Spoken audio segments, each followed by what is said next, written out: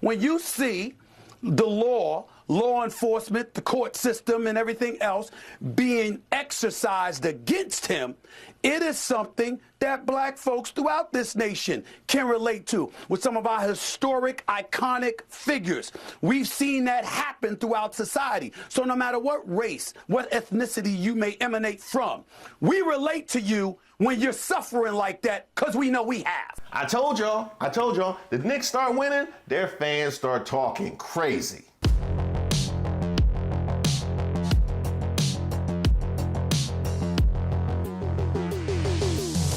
So ESPN's Stephen A. Smith, I can only guess in advance to the NBA playoffs, deciding he wanted to get his controversy up, decided to go on Sean Hannity's show on Fox News and extol the virtues of walking around with a litany of cases while running for president. That you're scared you can't beat them on the issues and the merits. Here now with more. ESPN host, the one, the only, he hates to admit he's a friend of mine. You can admit it. Just say it. My friend Stephen A. Smith is here. Of course we're friends, man.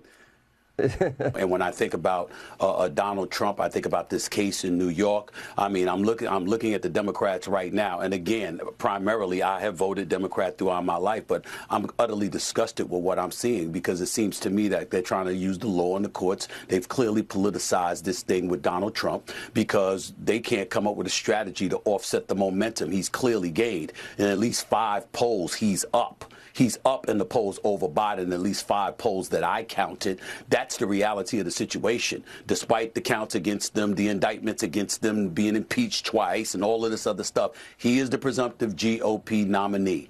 And you don't seem to have the issues in your favor, you believe. So because of that, you're going to manipulate the system as best as you possibly can to avoid him possibly running for re-election again. That appears to be their strategy, but I'm here to tell you, it's not working. It's not working at all, and to be quite honest with you, I don't mind the fact that it's not working. Now, I have to ask you, is it all political or just some of it is political? Because this is a man who's been in litigation literally his entire life, right? This is a man who we can go back to cases all the way back to the 70s. This is a man with a line a mile long to get paid. This is a man who was just sued by the founders of his own media company. So were those political as well? Well, they've been attacking him politically for 50 years. Is that what you're saying? Or those were legitimate, but these couple are political. I'm just trying to understand. And I'm also trying to understand how in a lot of these cases, most of the witnesses against Trump have been Republicans. And in fact, in many cases, Republicans that he has put into place that are testifying against him. So I'm gonna need you to explain that one to me. And while we're talking about Republicans that were put into place, Judge Eileen Cannon, somebody whose departure from all of our precedent in the legal system has been notable by several different oversight groups. I would like to ask you, would that be political as well? Would Eileen Cannon slow walking her trial? Would that be political? And I'm also curious, what exactly is the alternative? If he's out here doing dirt, we don't want to make it seem political.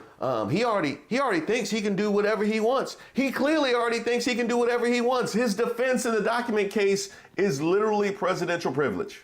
He literally told you he feels like he can do whatever he wants as president, but he will still have you march your behind up here and say it's political.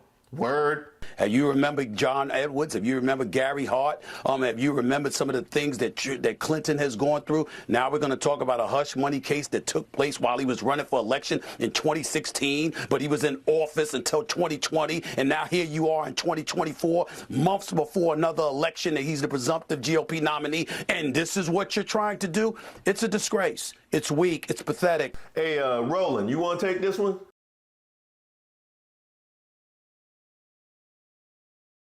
And you don't think this would have been an issue for Clinton if he could run for a 3rd term? Hell, it was an issue for Hillary in 2016, and she didn't even do it.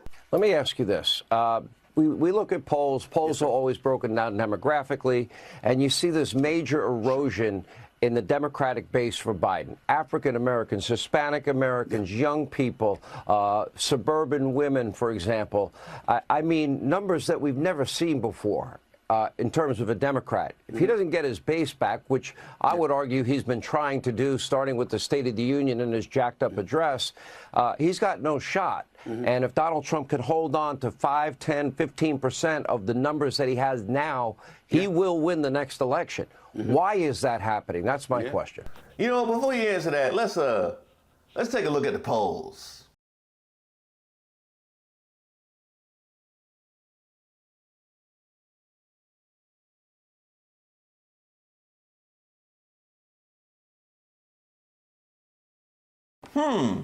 That is odd. That is not the rhetoric I have seen on Fox News. Imagine that. Well, first of all, the streets don't seem safe, and people want safety. We can sit up there and lament, quote unquote, law and order, which is what Donald Trump used to verbalize. But the fact is, the American people like law and order. We want our streets safe. We want to make sure that you've committed a crime, you get to go to jail. You don't sit up there and get arrested and you're out the same day. You don't want to assault people and you're out the same day. That's number one. The streets don't seem safe. That's, you know what? Let's look at the numbers. Okay, so new FBI data confirms previous indications that crime in the U.S. declined significantly in 2023, continuing a post-pandemic trend and belying widespread perceptions that crime is rising. The new fourth quarter numbers showed a 13% decline in murder in 2023 from 2022, a 6% decline in reported violent crime, and a 4% decline in reported property crime. That's based on data from around 13,000 law enforcement agencies, policing about 82% of the U.S. population, that provided the FBI with data through December. And then again, there is that whole issue of Republicans in Congress defunding the Department of Justice. So, yeah. I need to ask you, where exactly is it that they don't seem safe? Where exactly is it the streets don't seem safe? Is it on Fox News? Yeah, is it on Fox News where they don't see? Yeah, because when they show archival footage of a burning city and say this is what's going on in D.C. right now, despite me literally being here and everything looking fine. Yeah, the made up stories about it seeming like Jungle Book in the middle of 16th Street. Yeah, they don't seem safe, huh? And dare I say something that will probably be termed the most uncomfortable thing that I've ever had to articulate out of my mouth from a political perspective. But I got to tell you something. As much as people may have been abhorred by Donald Trump's statement weeks ago, talking about how black folks, he's hearing that black folks find him relatable because what he's going through is similar to what black Americans have gone through, he wasn't lying. He was telling the truth. When you see the law enforcement, the court system, and everything else being exercised against him, it is something that black folks throughout this nation can relate to. Okay, let's start here. Who are these people? I need to know who these people are, because they clearly weren't at the Black Conservatives Federation. So I need to know who. Oh, you talking about him? So I know Trump is innocent. I support Trump against this corrupt, two-tiered justice system. That's why I'm here to show my support as a black man for Trump. And I'm wearing my shirt, Niggas for Trump 2024, and I mean that. Name one brother that can walk around with 26 credible allegations from women. Yeah, 26 credible allegations from women. Name one brother that walk around with that. Go ahead. I mean, other than Diddy. When you see the law enforcement, the court system, and everything else being exercised against him, it is something that black folks throughout this nation can relate to with some of our historic, iconic figures. We've seen that happen throughout society. So no matter what race, what ethnicity you may emanate from, we relate to you when you're suffering like that, because we know we have. Oh, our black leaders. Yeah, because we can all remember the 91 indictments MLK had. You don't remember that? That was when he was on his third wife after he had cheated on Coretta. And then he had married a side piece and then ended up leaving the side piece for Jet Beauty of the Week. Except this one had also posed nude overseas. And so Jet blew it out, and they had like a larger, like normal size magazine for that particular Jet Beauty of the Week. Yeah, it was good. Yeah. And I remember when MLK was in that spot, and I remember when they got Medgar Evers. They got the audio of him talking about grabbing women. I remember when Medgar Evers had to deal with that. I remember that. And y'all remember when Marcus Garvey tried to establish roots, going back to, what did he call it? The shithole countries. Yeah, I remember when Marcus Garvey did that. It's wild to me that this man could walk around with this many charges while running for president. And the lesson you take is the charges and not the fact that he's walking around running for president. Really? Is that something that we can identify with? And I would also ask you, you don't find it odd that now is the time he's talking about black people being treated unfairly? You don't find that odd that the moment when he is running for president and trying to get up under all these cases and trying to convince people to vote for him, that's the moment he's talking about black people being treated unfairly? Because he wasn't talking that noise when we were in the streets talking about Black Lives Matter, was he? No, he wasn't talking that. No. That's when he was talking about law and order. Yeah. You remember when they were pepper spraying and hosing people to clear the streets so he could do his PR stunt holding the Bible? Yeah, not a whole lot of black people being treated unfairly during that time, was it? No, it wasn't a whole lot of black people being treated unfairly. But now is the time. You don't find that odd at all? That is curious. That is suspicious. You don't find that suspicious? You don't find that suspicious? You don't find... And no, I don't want to hear about the First Step Act, because by the way, the First Step Act was a culmination of years of work on behalf of Congress, of people trying to undo the explosion of the prison population. That was work that started during the Obama administration, because we all know my man likes to put his name on other people's work. Hello, stimulus checks? Yeah. So no, yeah, spare me with that one. But it's curious. He wasn't talking this noise in the 70s when he was discriminating against black people with housing. He wasn't talking this noise in the 80s with the Central Park 5. He wasn't talking this noise in the 90s when they wouldn't have black people on the floor of the casino. He wasn't talking this noise in the 2000s when he refused to have a black accountant. He wasn't talking this noise when he was president. Now when he's running again and he needs to get out from under these cases, now is when black people are being treated unfairly. How slow can y'all possibly be? He is actually weaponizing calling things partisan. I believe I'm doing well. You know, the polls are all rigged. Of course, lately they have been rigged because I'm winning by so much. I don't want to say it. Disregard that statement. I love the polls very much. He told you the game with the polls. He literally told you the game with the polls. When I'm down, it's rigged, but I'm doing well, so now it's not rigged. He admitted to you the game, that he's weaponizing calling things partisan. So it's partisan when it works against him, but it's not when all is well. He admitted it. And you will still march your black behind up here talking about it's partisan. Now, ultimately, here's the problem. Because it's bad enough that apparently Stephen A. thinks this way. I'm going to take him on his word that he thinks this way. That's bad enough. But to go on Fox News and validate the garbage they pour on their audience every night about us and the way we think is unforgivable. There's only one thing that comes to mind about this whole set of events. It's no secret that I get disgusted by a lot of things. I'm just so disgusted. I can't tell you how disgusted I am. I'm disgusted with him right now. I'm so disgusted. I'm disgusted with it. I'm so disgusted. I'm so damn disgusted. I'm just disgusted. Oh, I'm just trying to be cool, but I'm just so disgusted.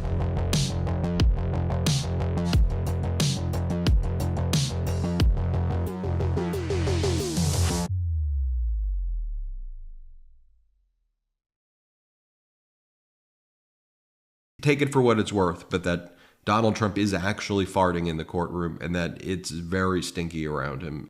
Ooh, okay. Excuse me. Here I am, minding my own business, on vacation with my family, and this is what y'all got going on?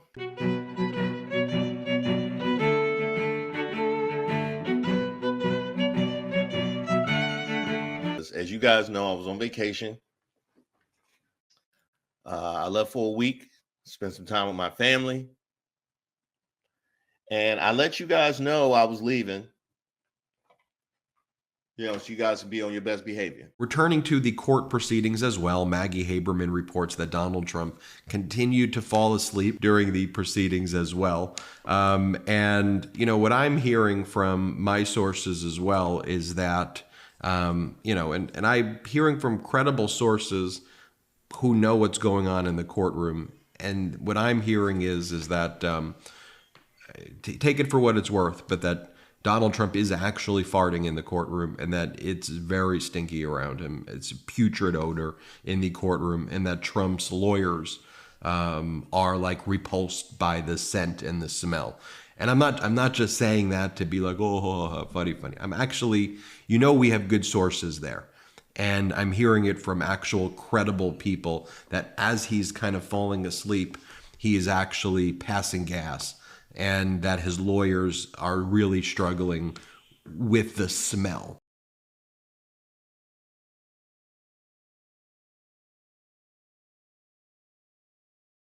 I had high hopes for you guys. I said, you're going to be on your best behavior.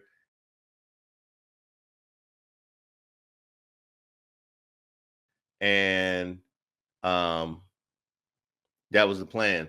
Ooh, okay. Excuse me. And here I am, minding my own business.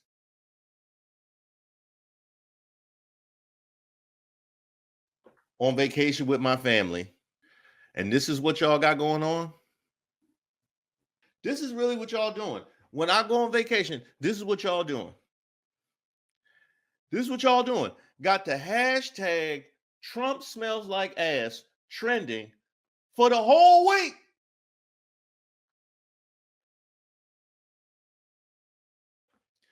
You didn't think I would want to participate in hashtag Trump smells like ass? Huh? You didn't think I would want to participate? This is what y'all got going on the whole time I'm on vacation. Even had Don Fartleone trending. Word. That's what we doing when I leave? Don Fartleone? You didn't think I had Don Fartleone jokes? Huh? You didn't think I would have had no Don Fartleone jokes? And, I'm going to do you like our teachers used to do us. We not going to move forward until y'all tell me who did this. I need to know who is responsible for this. Huh? I need to know who's responsible. And then had the nerve to post on top of it. I get why people think hashtag Trump smells like ass, but has anybody ever considered that maybe his ass would smells like Trump? I need to know who did it. I need to know who is responsible. For us to move forward as a community, it's important to have accountability. It's important to have accountability. And right now we have none. Right now we have absolutely no accountability whatsoever as a community. Y'all not going to own up. Y'all not going to tell me who photoshopped honk if you're okay with Trump sharding in court onto Marjorie Taylor Greene's sign. Yeah, go Trump!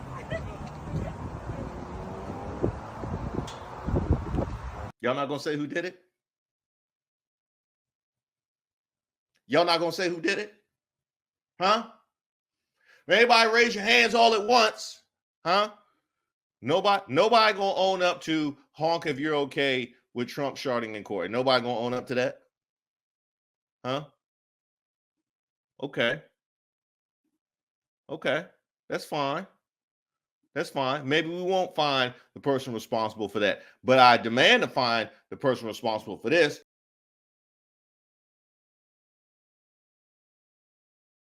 To help with the odor in the court. the jury will be fitted with gas masks. Hashtag Trump smells like ass. Word? Word? You just went and photoshopped gas masks on the whole jury? You didn't think I would have enjoyed that? You don't think I would have enjoyed hashtag odor in the court? Photoshop gas masks on the whole jury while I'm on vacation.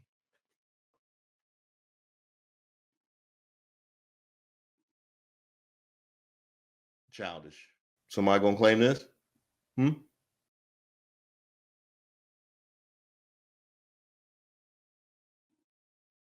Somebody gonna claim that?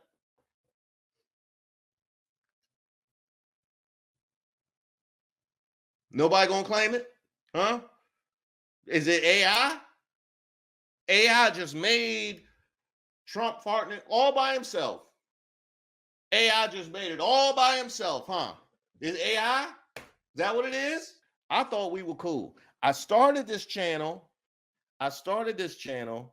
and I wanted to try and build a community.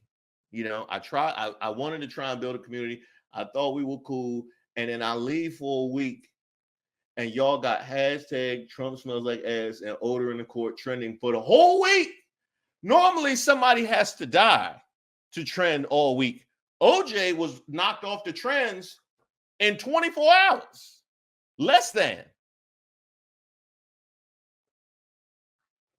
But y'all got odor in the court trending for 4 days. Hashtag Trump smells like ass. That was still trending last night.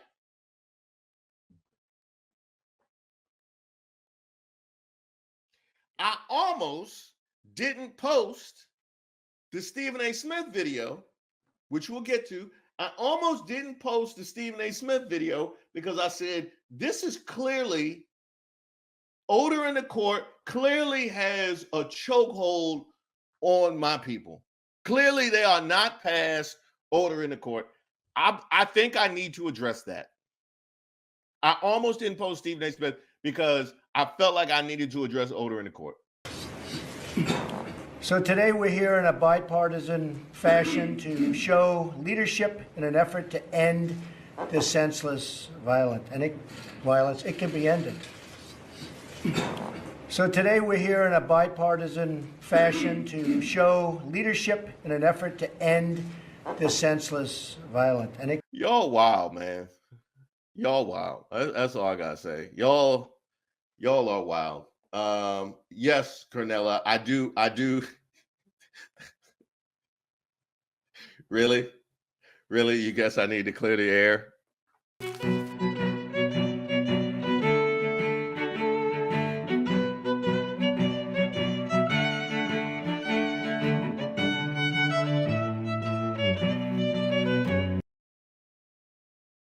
Now, just put aside for a moment, how the f is this the mayor's fault? Just put that to the side.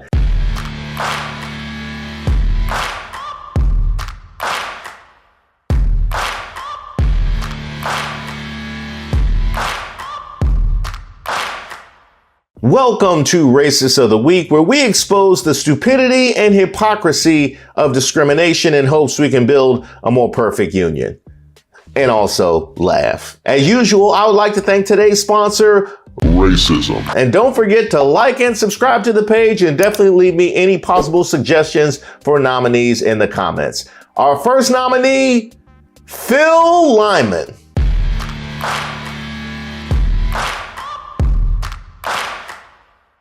As you well know, the Francis Scott Key Bridge collapsed. You know what? No. That bridge did not collapse. It was struck. It was hit. Why people just act like the bridge, it just fell down. We don't know what happened. Maybe the bolts got tired. It was knocked down. Damn.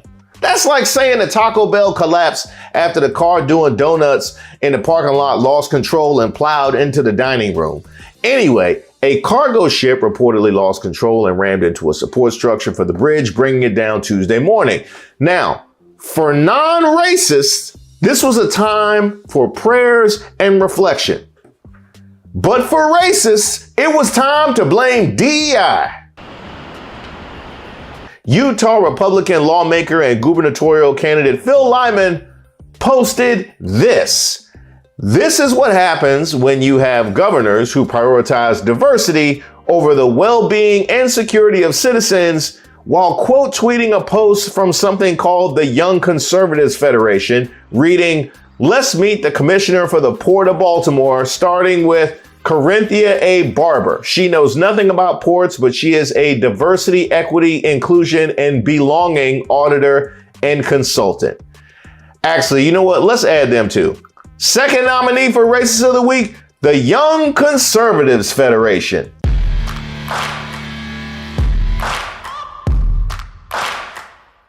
Now, you've watched these before, and you know this is when I fire up the barbecue, but I am actually coming in the spirit of gratitude. And no, it's not because of my other Way of Waters channel, but you should go ahead and follow that one, by the way. No, I come in gratitude because these two posts were so sloppy and lazy in their racism, they gave up the whole DEI blame game. Like if the slowest member of your crew took your master plan and left it in the vault when he tried to strike out on his own. Let's deconstruct. First of all, these posts were made before any investigation was even underway, which is important because we don't need facts. Why wait for facts tomorrow when you could just blame DEI today? Now, let me ask you, if a ship plows into a bridge and you don't have any facts, who do you hold responsible? Now, the wise answer is wait and see, but let's assume we're just simple-minded trolls looking to stir the plot, like Elon Musk on Mountain Dew. Maybe the ship's captain? Maybe the ship's manufacturer? Maybe the person who's routing the ships? Maybe the bridge engineer? Well, those would all be wrong. Apparently the answer is the commissioners for the Port of Baltimore. And how do you come to that answer? Because one of them is black, of course, which means somebody had to check all of those people to find one who's black, and they landed on the commissioners for the Port of Baltimore. And as dumb as that tweet would be when you press send, they went with it anyway. And thank goodness they did. It's kind of like leaving the numbers in the boxes in a paint by numbers masterpiece. This is invaluable material. But think about what I just said. They went through all of the logical people without any facts and landed on the one who was black to blame, which also means it couldn't be any of the others' fault because they're not black, as is the case in any other transportation catastrophe or really any catastrophe of any kind. I mean, when we hear about a train derailment or subway mishap, it's never, what's with all these white people? This is what happens when there's no DEI. But when there's a brown face in the general vicinity, no matter how far away it is, it's an indictment of all of us. See, they pointed to Israel and then to plagiarism. With Boeing, they pointed to HBCU programs, all misdirection. But this was so lazy, they just left the pure, unadulterated racism just out in the open for all to see and exposed the whole game. I'm not even mad. I'm impressed. No, wait, it gets better. When reached for comment by the Salt Lake Tribune, when asked why he immediately went to racism while people haven't even been accounted for yet, Lyman said, well, it was not our best moment. The post was a knee-jerk reaction to some of the things others were putting out there. Now, this is my favorite. Quote, Lyman struggled to explain why he believed that DEI played a hand in the tragedy. Oh, you think? Lyman struggled to explain why he believed DEI played a hand in the tragedy before saying he didn't write the posts. He said his social media team often posts without his approval, which is what happened on Tuesday morning.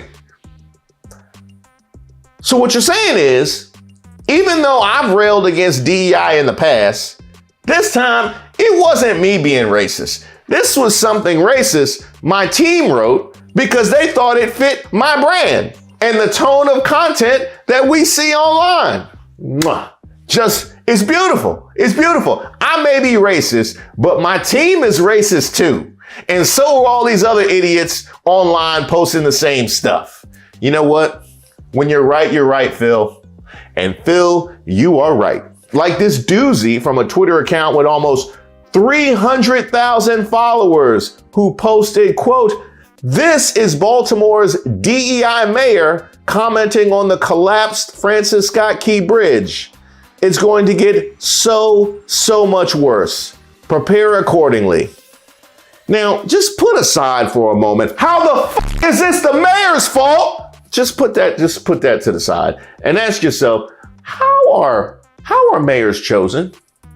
Are they nominated? See, King George, he needed a representative in the States, and he chose somebody that he could trust. But he also knew a brown face would curry favor with the people. They are pointing to DEI for duly elected officials. So now, not only can a black person not work their way up to a job without it being DEI, they surely can't be nominated for anything without it being DEI. Now we can't even be elected by regular people without it being DEI. You get it now? The degree of laziness on the part of Racist Inc. is rare. They are ignorant and misguided, but they typically put in the work, at least online, to give the good, decent white folks something to hold on to so they can get on board with your schemes. But they gave them nothing but cold, hard macaroni that wasn't even baked. It was so sorry, even Elon Musk's website had to put in a note of context saying the mayor was elected with over 70% of the vote. I guess those were DEI ballots, right?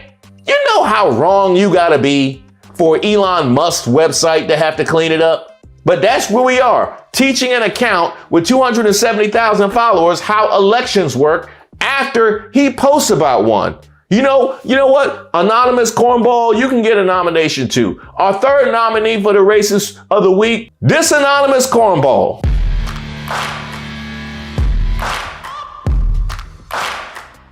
Now, I'm going to give Mayor Brandon Scott the final word. Before I do, if you have somebody you would like to nominate, go ahead and leave it in the comments. You can email me at reese.waters@gmail.com. I got videos on Elon Musk, Ronna McDaniel and the MSNBC mess, Candace Owens, and Clarence Thomas on the way. Be sure to subscribe to the page and make sure you get notified when the next video drops.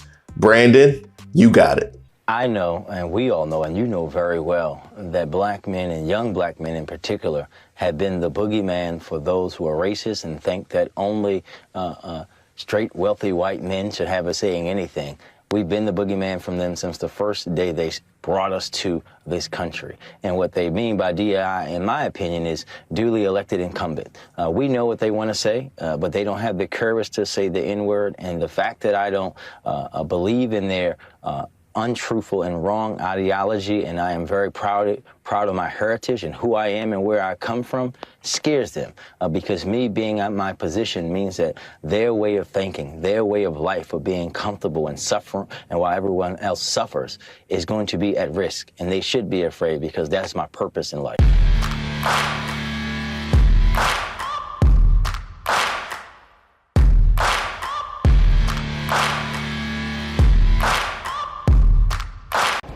The endorsement that I made years ago with Biden was one I thought was the best decision for me at that time. And I thought back then, when we talk about, hey, I'm in this position where I have some influence, and it's my job then. I felt like that then. It's my job now to exercise my influence and share with this is who I'm going to endorse.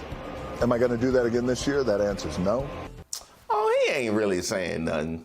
In today's easy cancel culture world, and cancel culture, woke culture, this culture, that culture, division. Hey, The Rock, or Rock? Hey, Rocky. Dwayne Johnson, let me holler at you for a second. Shut up, bitch!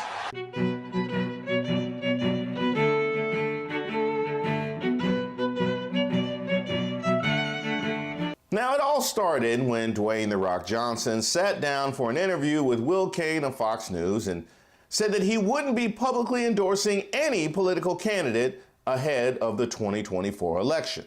Am I happy with the state of America right now? Well, that answer is no. Do I believe we're going to get better? I believe in that. I'm an optimistic guy, and I believe we can get better. The endorsement that I made years ago with Biden was one I thought was the best decision for me at that time. And I thought back then, when we talk about, hey, I'm in this position where I have some influence, and it's my job then. I felt like that then. It's my job now to exercise my influence and share with this is who I'm going to endorse. Am I going to do that again this year? That answer is no. That was a nice sleight of hand by Kane, changing the question from do you regret that to the state of the world. That's very Fox Newsy of you, jabroni. So Rock, really what you're saying is that you went and you decided to take a stand because you felt it in your soul that you needed to take a stand, and the stand caused division. That's crazy. That is wild. I mean, when you think about all the stands that people have taken, they never cause division. Like, I can't imagine all of the people that we lift up for taking a stand and there was no division. You know, the Martin Luther Kings, the Mandelas, the Rosa Parks, the Harvey Milks, whoever the case may be, the Susan B. Anthonys, whoever it is, it took a stand. And there was no division, there was no division. But somehow when you decided to take a stand, there was division. That is just wild. I can't imagine how painful that must be. And I can't imagine how you move about life. Like, oh, I heard you took a phone number from that girl. Well, I would have had to take a stand, sweetheart, and I didn't want to cause division. It would have caused division if I rejected her phone number. So I didn't want to take that stand. And that's not what I'm here to do. I'm here to unite. And so she and I also came together in the same ways that you and I come together. Because I bring people together. I don't know how this works for you business-wise. I mean, clearly you take a stand when you're making a choice on scripts. Actually, maybe you don't. Maybe you don't. Maybe that actually might explain Black Adam.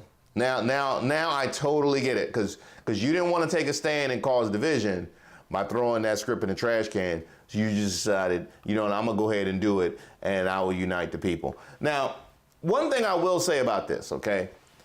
A lot of this was much ado about nothing, because it's not like he came out and said, oh, I decided I'm going to switch.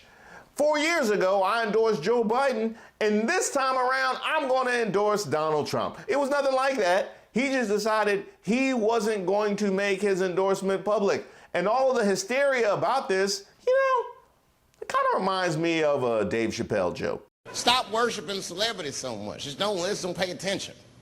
I remember right around September 11th, Ja Rule was on MTV. That's what they said. We got Ja Rule on the phone.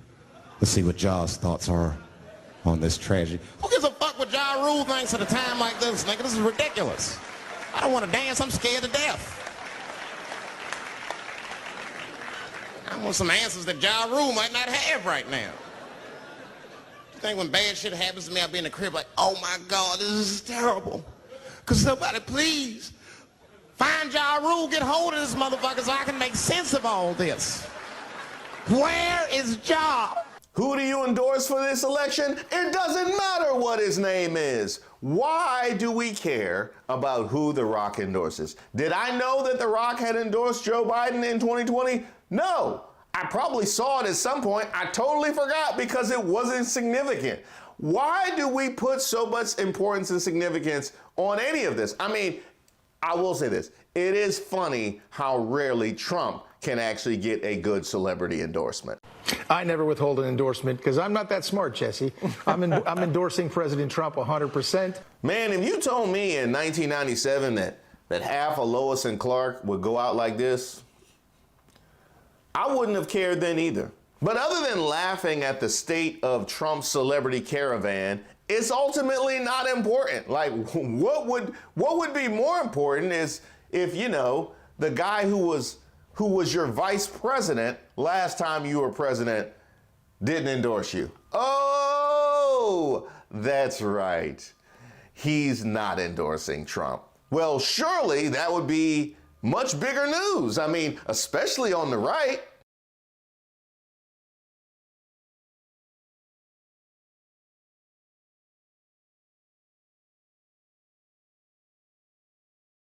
Here you have the time that was spent on Mike Pence deciding not to endorse the man he worked under for 4 years.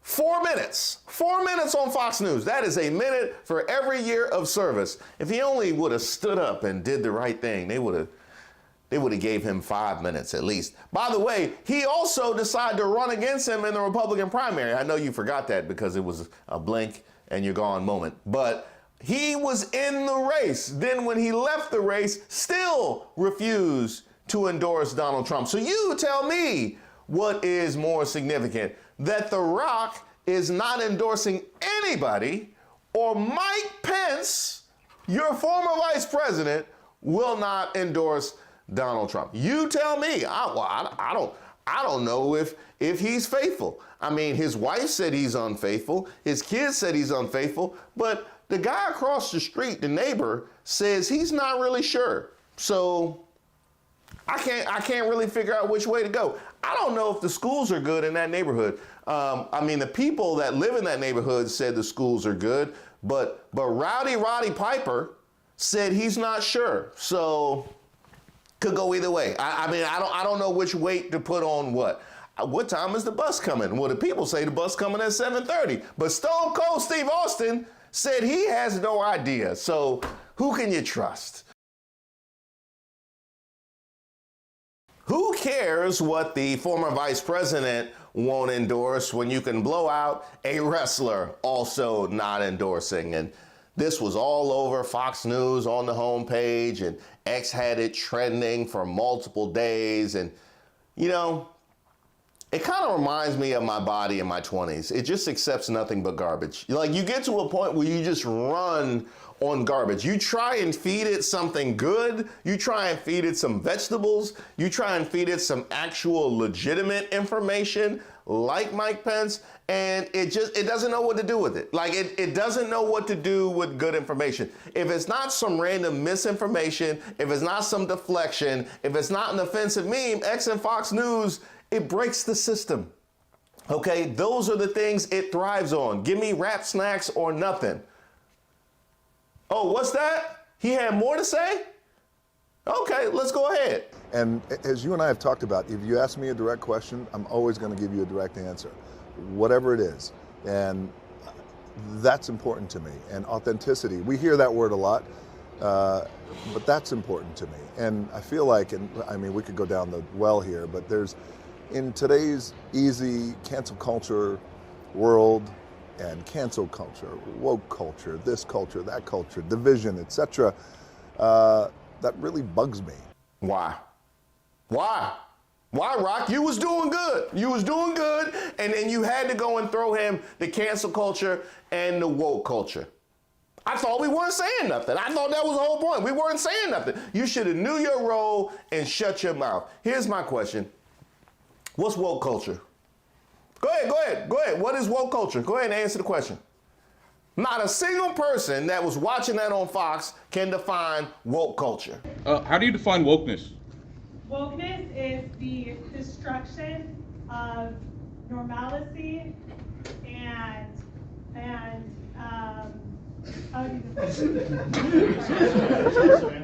But I tell you this, they know it when they see it. It's called us. Man, you came a long way from the nation of domination.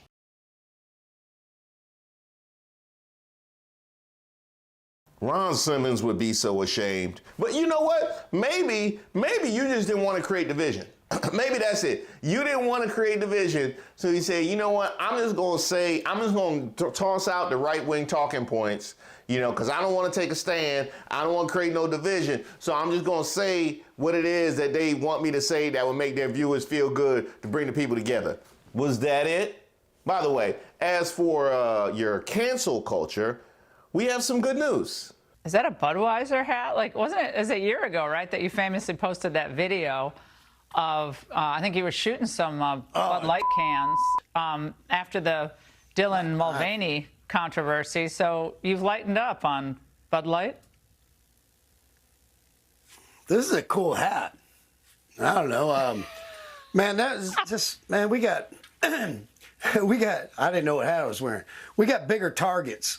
I mean, when you look at who just Planet Fitness, like what are they doing? Like Ben and Jerry's. I don't want to put any targets on people's back. Target, like I talked to the dudes from Bud Light or Anheuser-Busch, the CEO, and the people like, man, they messed up. It's too bad they just won't say it. Like, hey, we messed up a little bit, whatever. But that's not how they're cut. And you know what?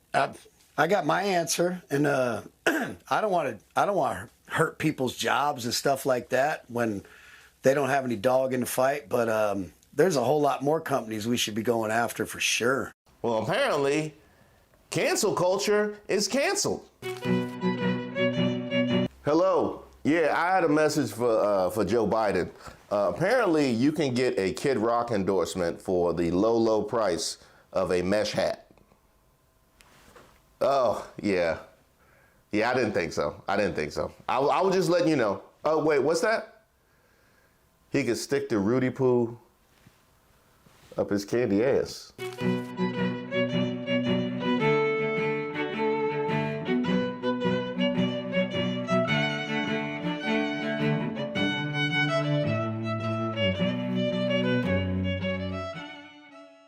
I mean, America calls itself the land of the free and the home of the brave, but this is proof both of those claims are questionable at best.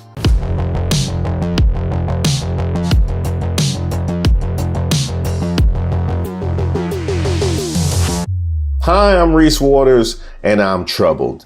You ever see a list of firsts, and you're supposed to feel empowerment, gratitude, and awe, but you just sitting there mad, thinking about how in the hell did this take that damn long? Like, for instance, PBS Pinchback was the first African-American to serve as an acting state governor. I had no idea.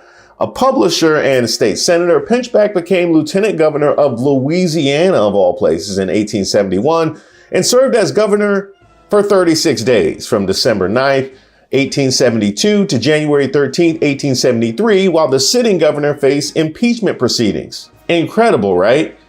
But a black man wasn't elected governor of a state until Douglas Wilder in 1990 in Virginia.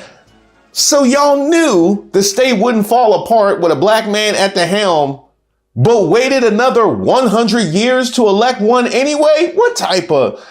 And when they did, so many people turned Calvin Candy when they got in the booth, they had to name the phenomenon the Wilder effect. Well, at least racism has a name. My mind is very often blown every time I see any kind of black firsts, because it's wild to me how long it took for some of these things to happen. But let's look at the world of politics, which is especially bad. I mean, America calls itself the land of the free and the home of the brave, but this is proof both of those claims are questionable at best. Apparently, the only thing free was the labor. And I'm also questioning the brave part, because anybody who talks about this is immediately hit with some sort of backlash. And personally, I think anybody running away from a tough conversation about history is a coward. The only reason to avoid these kinds of conversations is that you secretly don't want things to change. Like, for example, the first black person to own land in this country was back in 1670 when Zipporah Porter Atkins bought her home in colonial Boston.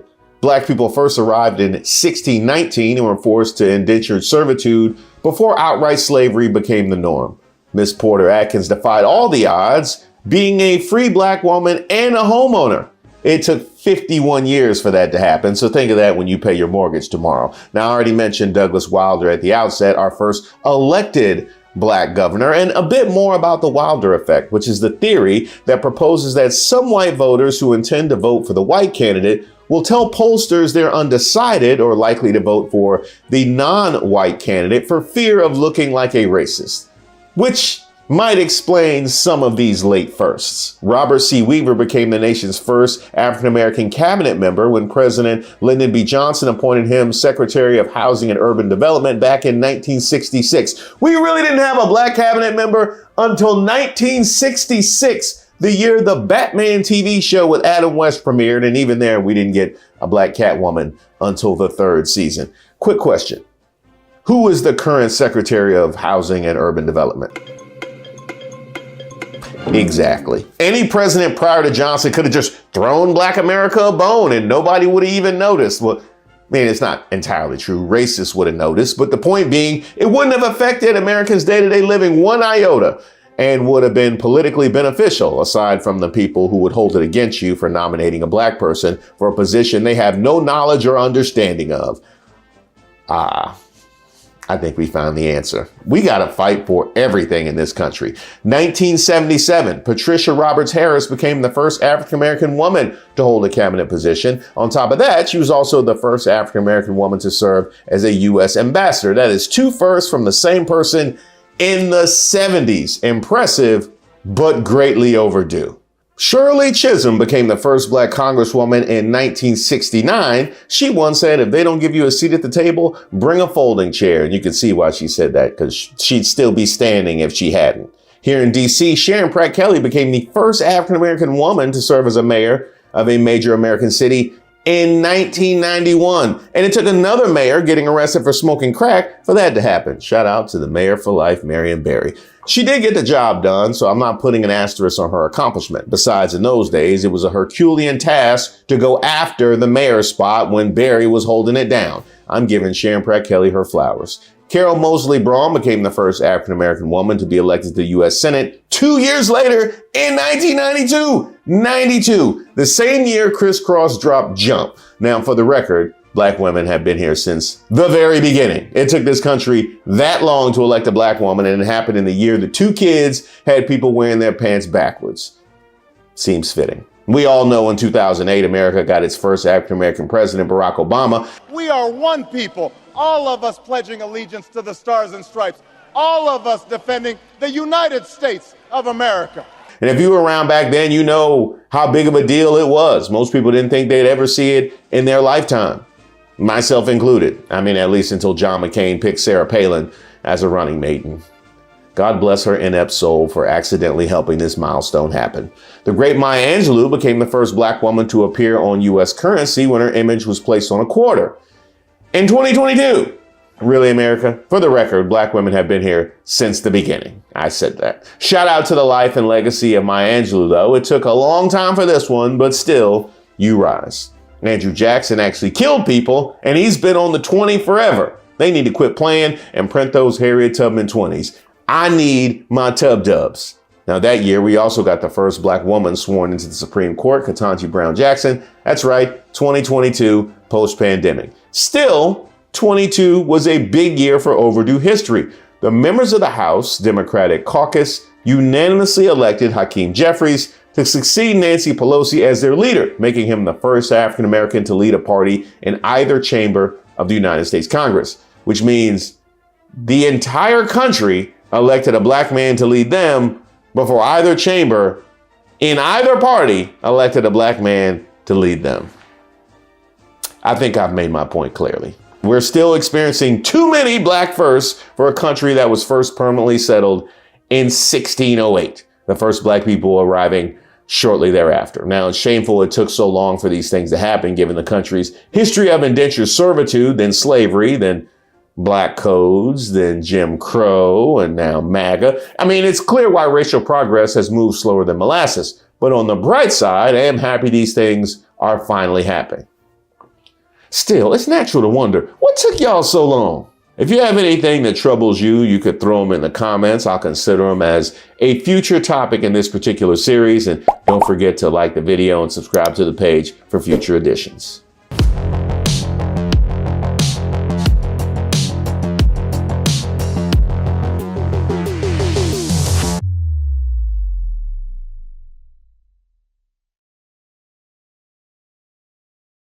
How could you possibly love white people so much?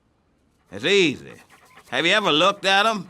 White man just a joy to be around. They smell like lemon juice and pledge furniture cleaner. And look at them. They gave us discipline, jobs, put structure in our lives, took us out the jungle. And what we do to show our appreciation? We march up and down the street. We vote. Carry on. Ingrates. Clarence Thomas has finally lost it.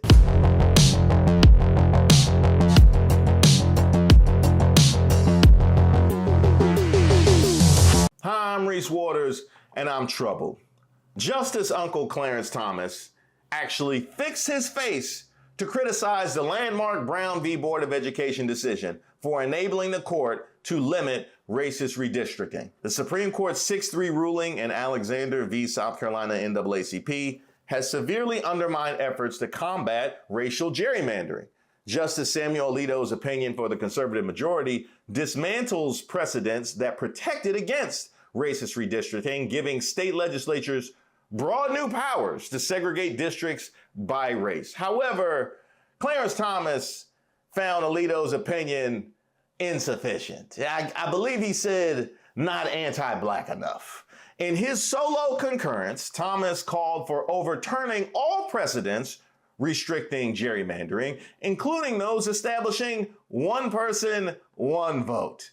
He argued that the Supreme Court has no constitutional authority to redraw maps and blamed Brown v. Board of Education for the court's overreach in redistricting. So if you're scoring at home, this man has gone after affirmative action, he's gone after voting rights, and now he's going after segregation, or rather, the thing that kept us segregated. Yes, separate but equal. That's the thing that he finds a problem with. I wonder what is next. Jim Crow, freeing the slaves? Well, really, Lincoln was wrong. Lincoln was wrong with the Emancipation Proclamation because all precedents are for the preservation of slavery. So if we're going by precedent, then obviously we have, he had no authority. He had no authority to do that. That's not to mention the fact that I have read that, and it's a couple of typos in that too. It's a couple of, because he missed a couple commas and he missed a couple periods, all his T's not crossed. It should have been thrown out. It should have been thrown out. I myself outlined Clarence Thomas's consistent anti-blackness here. But I clearly should have made that a series because the man won't be finished until he's the only one left. Yes, we all know a Clarence Thomas, the kind of person when you travel on vacation and you see another brown face and you give the nod and he just stares at you crazy. Don't even give you the nod back. All you get is the energy of somebody mad that he's no longer the only one. You know, the these are my white people energy. That is what we have on the Supreme Court. Now, Brown, the 1954 decision declaring racial segregation in public schools unconstitutional, is actually celebrating its 70th anniversary. So is this some timely contrarianism? Did he just find a way to, you know what, I'm just gonna rain on everybody parade because too many black people too happy. And you know, nothing gets my robe in a bunch than when I see black people happy celebrating something. Actually, I will let him off the hook for this. Thomas has actually long criticized Brown v. Board of Education. Yeah, he got a history of hating on the thing that took us out of segregation. Imagine that. Claiming it erred by focusing on the stigma of segregation rather than the constitutional harm of denying black children access to integrated education. He has opposed the court's integration efforts, arguing they were based on the false premise of black inferiority. So the argument was based on blacks' inferiority and not the inferiority of the conditions that black people were faced with? I'm pretty sure that was the basis for dismantling separate but equal, because wasn't no equal. wasn't no equal. There was no intention of being equal. And therefore, there was no justification for separate but equal. But all of a sudden, it's based on black inferiority. Everything that you have a problem with that has helped us is based on black inferiority, right? It was that was the justification for the voting rights thing, and that was justification for affirmative action, right? So I guess that would be your justification moving forward for the 13th Amendment, right? Well, it's based on black inferiority. I mean, really, because if blacks were equal, they would be able to free themselves. So ain't no reason for us to intervene and free them. And by the way, when that happens, I want to be the leader. Yeah, I keep them in line. Thomas's recent critique in the Alexander case reflects his frustration with the Supreme Court's role in addressing racial discrimination. Now, the case involved a South Carolina district that became competitive for Democrats. The Republican-controlled legislature reconfigured the district by moving thousands of black voters out and white voters in, solidifying the GOP advantage. A federal court found this map unconstitutional, but the Supreme Court reversed this decision, claiming that the legislature's intent was partisan and not racial. Oh, I get it, because it was partisan, but it wasn't racial. I get it. So it wasn't based on race. It was kind of just based on like culture. You know what I mean? Like they asked people, who Barry Manilow or Marvin Gaye? Barry Manilow? Okay, you in. Okay, what's our national pastime? Baseball? Okay, you in. How do you feel about the NBA? Well, they don't try hard before the fourth quarter. I prefer college basketball because they really give their all. They really out here playing for not just themselves and for the money. They are playing for the name on the shirt, not on the front of the shirt, not the name on the back of the shirt. Congratulations. Welcome to District 5. Alito's opinion raised the bar for approving racial gerrymandering, requiring plaintiffs to show that lawmakers targeted them based on race, not political assumptions. This effectively allows legislatures to diminish the voting power of black communities by redistributing them into districts where their votes are less impactful. So let me get this straight. It was based on political assumptions, but not race. Okay, it was based on political assumptions, but not race. So it's okay to make it based on political assumptions. Now, what were the political assumptions based on? Go ahead. I'll wait. What were the political assumptions based on, if not race? It wasn't based on race. It was based on partisanship. It was based on what we thought their politics would be. So what was the basis for what you thought their politics would be, huh? How new were their shoes? Whether or not they had rims? Exactly what was the political assumption based on? But that wasn't enough shuffling for Uncle Clarence. Thomas had to go further, rejecting the court's authority to invalidate any redistricting plans. He argued that the court's power to redraw maps emerged only in the 1950s due to frustration with resistance to Brown v. Board of Education. Thomas believes this power is inconsistent with the historical judicial authority and the framers' intent. Okay, so we are trying to recapture the intent of the people that own slaves. Is that what we're doing?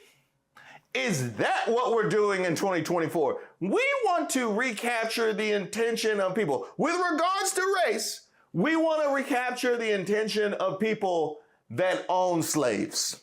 I got it. I think I got it. Thomas linked the roots of the court's redistricting authority to Brown and argued that both are abuses of judicial power. He criticized the court's past decisions to outlaw malapportionment and limit racial gerrymandering, viewing them as overreaches. Thomas contended that the 14th and 15th Amendments address only ballot access, not the practical impact of gerrymandering and malapportionment on voting power. So you would take from that you at least want to ensure ballot access, but you didn't do that because you went after voting rights previously. Under Thomas's view, extreme racial gerrymandering, like Virginia's post-Brown tactics to suppress black political power, would be constitutional. He argued that courts should not intervene in redistricting which should be left to political branches, even if it means that racial minorities are effectively disenfranchised. And I would change that to especially if it means that racial minorities are disenfranchised. Thomas's stance raises questions about historical accuracy as the post-Civil War amendments aim to ensure full equality for Black Americans, potentially prohibiting racial gerrymandering. His narrow interpretation of these amendments suggests a preference for allowing state legislatures to use race in discriminatory ways, counter to the abolitionist goals and the principles upheld in Brown, and a preference to remain the only one standing in white spaces. Let's not forget that. It must kill him to see Ketanji Brown Jackson. It really must kill him.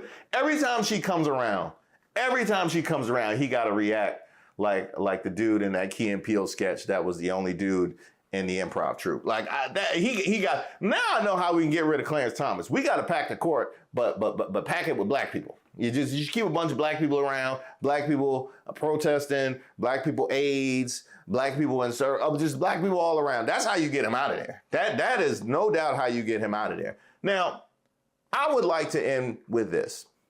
Brown v. Board of Education is something that is extremely important to me because I am actually a descendant. I'm a great-grandfather of Levi Pearson, who filed a case in Clarendon County, South Carolina. That was one of the cases that Thurgood Marshall traveled around the country and looked at before he chose Brown v. Board of Education. So I've always felt close to Brown v. Board of Education. I've heard all the stories of what it was like for my grandfather and also for my mother to go to school, my aunts and uncles to go to school. I've heard those stories. I've heard about the conditions. I've heard about the abuses. And for all of the work and all the effort that they put in, one of the things that I find to be a North Star for me and a shining light for me is trying to take step forwards and do right by the sacrifices that they have made. And I'll be damned if their hard work and their efforts and their sacrifice is going to be blighted by a for sale off-brand justice trying to preserve his spot shining shoes on a private jet for right-wing donors headed on a vacation he can't afford on his own while his wife stirs an insurrection from the economy bathroom. I won't have it. And that is why I'm troubled.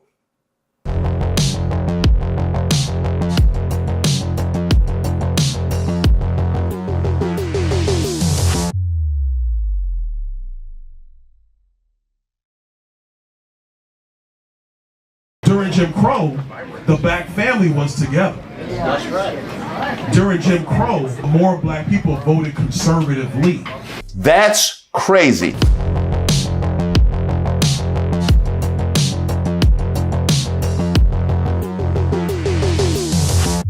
Hi, I'm Reese Waters, and I'm troubled. Don't forget to like the video and subscribe to the page. Now, I've been intending to address Florida Congressman Byron Donalds for a long time. They are lying to you. They are cheating you out of the prosperity that should be yours. But in about 5 months, there is one guy who's going to turn all that around, and he's the 47th president, Donald J. Trump. But I figured Tim Scott could outshuffle him into Donald Trump's good graces long enough for me to handle my business first. We need a president who will restore law and order. We need Donald Trump. Oh, we need a president who will lower our taxes and not raise our taxes. We need a president like Donald Trump. But no, Byron Donalds decided today was the day he wanted to go full ruckus. Appearing at a Trump campaign event in Philadelphia aimed at engaging Black voters, this man said he's starting to see the reinvigoration of the Black family, which he described as younger people forming nuclear family units and helping to breed the revival of the Black middle class in America. He went on to say that those family values had previously been eroded by Democratic policies that Black voters embraced after becoming loyal to the party due to the civil rights movement. Quote, you see, during Jim Crow, the Black family was together. during Jim Crow, more black people were not just conservative. Black people have always been conservative minded, but more black people voted conservatively. He then said, and then HEW, Lyndon Johnson, you go down that road, and now we are where we are. He added, referring to the former U.S. Department of Health, Education, and Welfare. You see, during Jim Crow, the black family was together. That's right. During Jim Crow, more black people were not just conservative, because black people always have been conservative minded, but more black people voted conservatively. And then HEW, Lyndon Johnson, and then you go down that road, and now we are where we are. Oh, you know, that whole civil rights movement and them pushing for full enfranchisement of black people. Oh man, that really will curry some favor. You know what I mean? That really will affect people's voting patterns, you know, when you see them as whole people. Now, it's so interesting that he mentioned Jim Crow specifically, because he could have just referred to that era of time, which still would have been problematic, but he could have just referred to that era of time. He could have said in decades past. He could have said in that century. He could have said something like that, but he specifically mentioned Jim Crow. I wonder what it was about Jim Crow that really warms his feet. What was it about Jim Crow? And those of you who don't know, by the way, Jim Crow existed for about 100 years from the post-Civil War era until 1968. The whole intention was to marginalize African Americans. You know, the thing that we worked to undo with that whole civil rights movement, which married black folks to the Democratic Party. The whole idea was denying black folks the right to vote, hold jobs, get an education, and really any other opportunities for growth and development. Those who attempted to defy Jim Crow laws often face arrests, fines, jail sentences, violence, and even death. Public parks were forbidden for African Americans to enter, and theaters and restaurants were segregated. You know, Byron Donalds, the good old days. Segregated waiting rooms and bus and train stations were required, as well as water fountains, restrooms, building entrances, elevators, cemeteries, and even amusement park cashier windows. But you know, they were voting right. You know, when they were voting right. Laws forbade African Americans from living in white neighborhoods. Segregation was enforced for public pools, phone booths, hospitals, asylums, jails, residential homes for the elderly and the handicapped. Some states required separate textbooks for black and white students, which actually sounds like that might happen again. I'll be honest. Let me put a pin in that one. New Orleans mandated the segregation of prostitutes according to race. I mean, really, we can't even come together in a moment of love and short-term intimacy. We can't even come together for that. I bet that was one of the most problematic aspects of it, given how popular interracial is in any search. In Atlanta, African Americans in court were given a different Bible from white people to swear on. I guess that was the gospel Bible that we were given. We were given the gospel Bible, and I bet the gospel Bible was like twice as long, because Lord knows our services be way longer. Now, I actually went down a rabbit hole of Jim Crow. I'm no stranger to this era of time, as I articulated on this channel before. This is something that I take great interest in. But I went down this rabbit hole of Jim Crow, thanks to you, Byron Donalds. And there was stuff that even I didn't know. Did you know that black people were not allowed to show public affection towards one another in public, especially kissing, because it offended white people? That's right, just a black couple minding their own black business, doing their own black thing, have to stop and watch themselves if white people happen to see them, or else they might become offended, which is so confusing, because Lord knows any association with a black man and a white woman was problematic. Here he has showing absolutely no interest. He's with a black woman. You should actually feel empowered. That should make you feel secure in yourself. But no, even that is a problem. It's almost like the problem is the thing. It's not what you're doing. It's that we want to find a way to create a problem. Now, Jim Crow etiquette prescribed that black people were introduced to white people, never white people to black people, which must be really confusing if you happen to be in mixed company. Quite frankly, in an instance like that, I would just rather not be around white people. It's just way too many rules to have to abide by.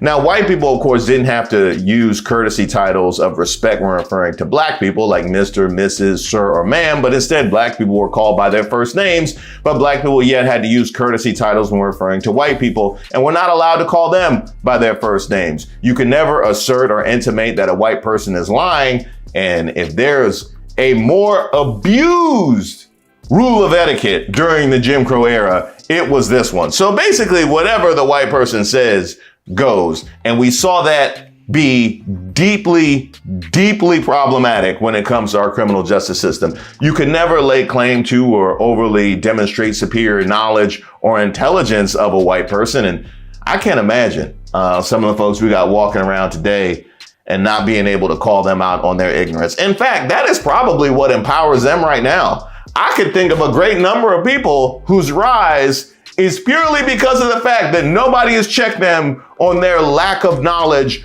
or intelligence. That is something that really has survived far too long, not even from a racial aspect, just from a societal point. We definitely need to check people on their knowledge and intelligence, especially if they're going to be servicing the House of Representatives. You can never laugh derisively at a white person. We've all been in a group where people were playing the dozens or making jokes back and forth. And of course, if you don't laugh, that's going to be a problem. But if you laugh too hard, that's a problem too. You can never comment upon the appearance of a white female. We know all about that one. This is one that I didn't even know and understand how it's even possible. White motorists had the right of way at all intersections.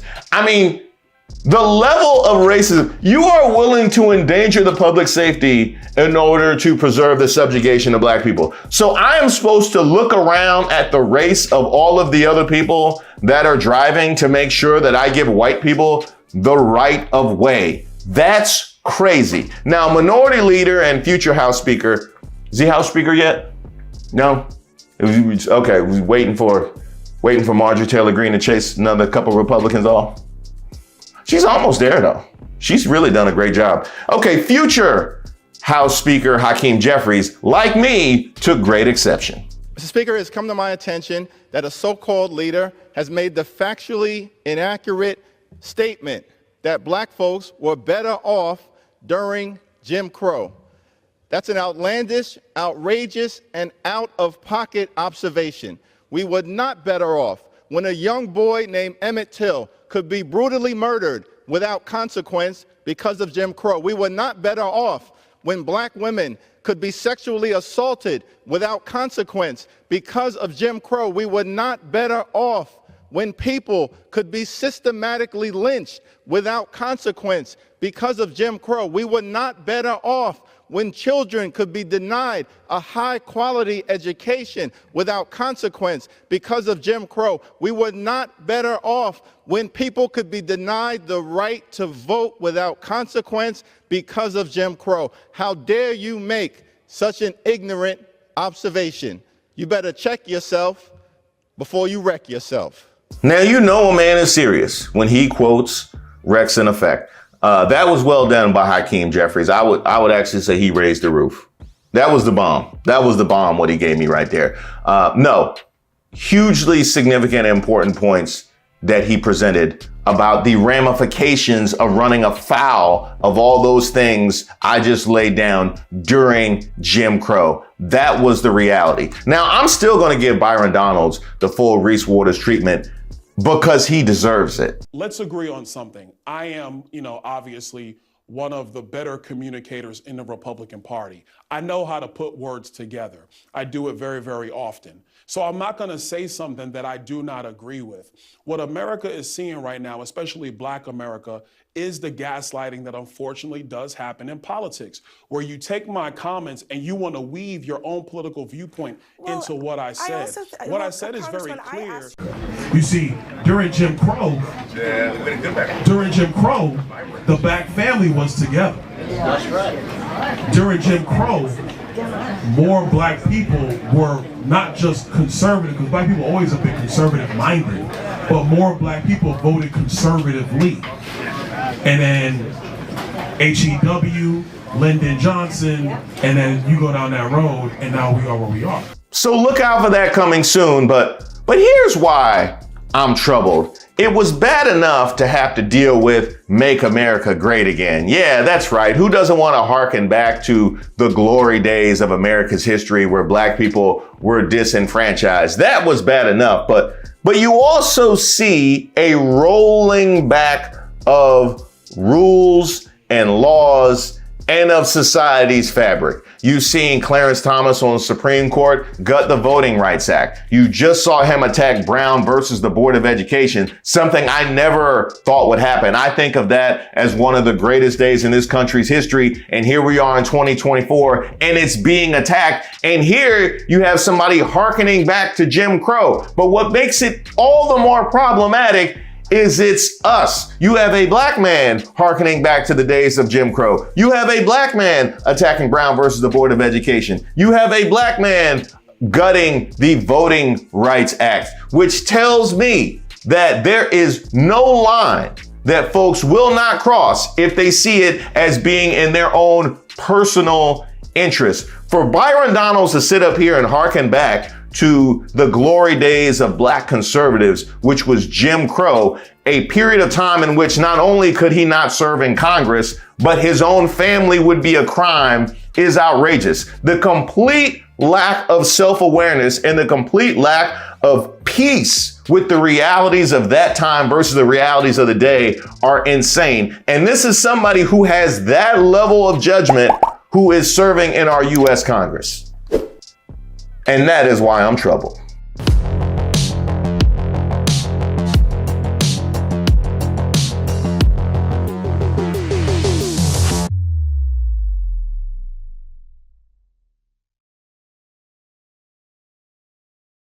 Let's agree on something. I am, obviously one of the better communicators in the Republican Party. I know how to put words together. I do it very, very often. So I'm not going to say something that I do not agree with. Race has nothing to do with color. I ain't stupid, because there's a bunch of you black Anglo-Saxons.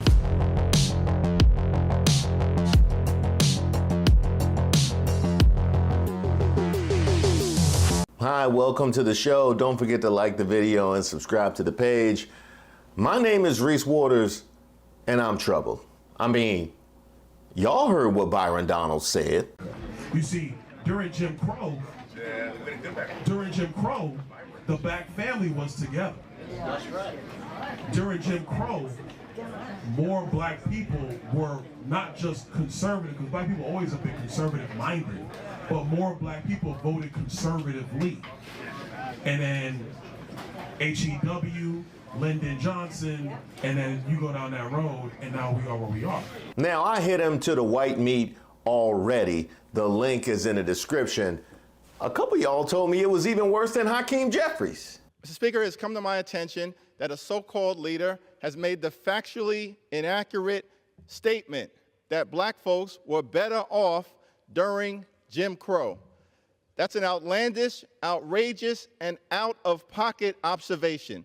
We were not better off when a young boy named Emmett Till could be brutally murdered without consequence because of Jim Crow. We were not better off when black women could be sexually assaulted without consequence because of Jim Crow. We were not better off when people could be systematically lynched without consequence because of Jim Crow. We were not better off when children could be denied a high-quality education without consequence because of Jim Crow. We were not better off when people could be denied the right to vote without consequence because of Jim Crow. How dare you make such an ignorant observation? You better check yourself before you wreck yourself. But like my mama and Bobby Womack used to say, actually, no, Bobby Womack said, you shouldn't trust me so much. And he was right about that. You know what? Like Sam Cooke should have told Bobby Womack, the cover-up is worse than the crime. Okay, let's talk about that. Jim Crow lasted roughly from 1867 after the Civil War to 1968. Is there a specific period between 1867 and 1968 that you thought was this golden era for black families, or a time that was good for black families? I know. June 22nd, 1938. Yeah, the night that Joe Louis knocked out Max Schmeling. Just that night. Yeah, just that one night. Because by the 23rd, it went right back to being 1938. Joy, I never said that. And see, this is where the gaslighting comes in. I'm going to read what you said. All I was talking about was the marriage rates. Stop. No, Joy, that's not what you said. Let's play what you said.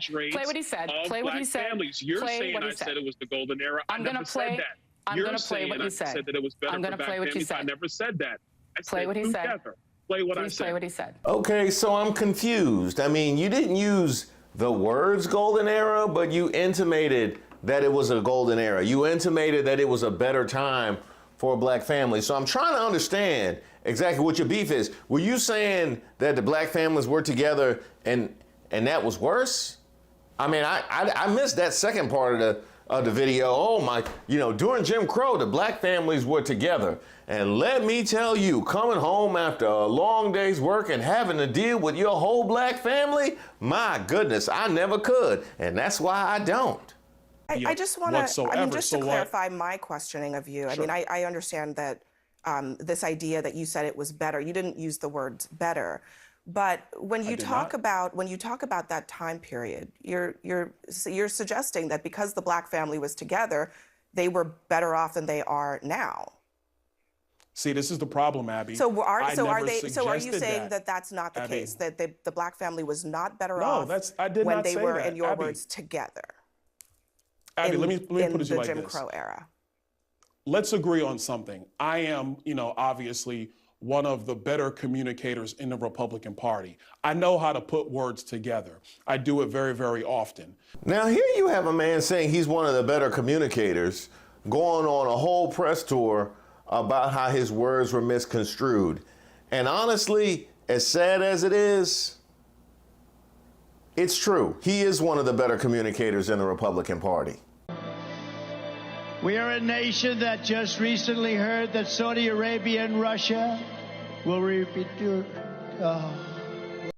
Let's agree on something. I am, obviously one of the better communicators in the Republican Party. I know how to put words together. I do it very, very often. So I'm not going to say something that I do not agree with. So you're not going to say anything that you don't agree with? So why are you doing this whole cleanup apology toward him? I don't understand. Like, what you here for then if you didn't say nothing that you didn't agree with? We all saw the video, so if you agree with it, just let it ride. Oh, I get it. So you needed a reason to get out of the house. Last question, and then I'm going to let you go. Last question. We're out of time, but I'm going to give you one more question. During Jim Crow, could your family have existed? You are in an interracial marriage. Your wife is a white conservative activist. Could your family have existed at all during Jim Crow?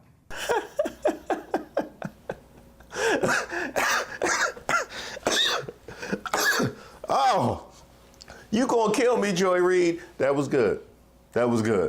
During Jim Crow, could your family have existed? You are in an interracial marriage. Your wife is a white conservative activist. Could your family have existed at all during Jim Crow?